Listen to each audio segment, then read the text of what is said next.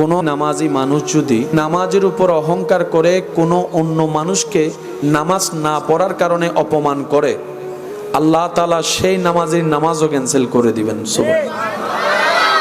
রব বলে আমার বান্দা নামাজ পড়লো কি পড়লো না হিসাব আমি আনা নিব। আমার কোনো বান্দা ভালো করলো না খারাপ করলো, মিসকাল আযাররা হিসাবটা আমি আহকামুল হাকিমিন আনা নিব। তুই কেন নিতে গেলি? তুই কেন জিজ্ঞেস করতে গেলি? তুই কেন অপমান করতে গেলি? আমি রব সেটা পছন্দ করি না। কোনো নামাজিও যদি কোনো অপরাধী মানুষকে অহংকার করে, হিংসা করে, ছোট করায়, অপমান করে, আল্লাহ সেই এবাদতের এবাদত পর্যন্ত ক্যান্সেল করে দেয়। কারণ আল্লাহ পাক বলে কোনো বান্দা কোনো বান্দাকে কষ্ট দেওয়ার জন্য পাঠাই নেই। কারণ পৃথিবীতে কারো মালিকানা আমি দিই নাই। আমি আল্লাহ সবাইকে মেহমান বানিয়ে পাঠিয়েছি, গোলাম বনে আসো, হাসরের রাজত্ব আমি আল্লাহ তোমাকে দান করবো, ইজ্জত দান করবো। সুবহান।